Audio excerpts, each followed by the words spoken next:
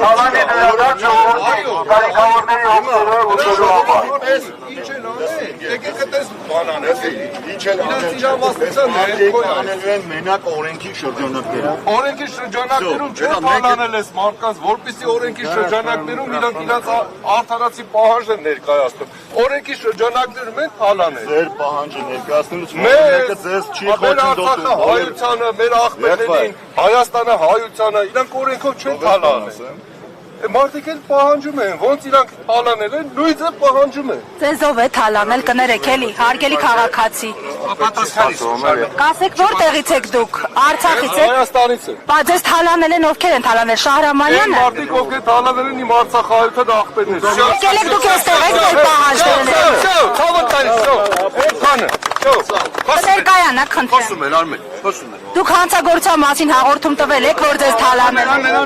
Պատասխանից ոչ։ Ահա, այսպիսի հայտարարություն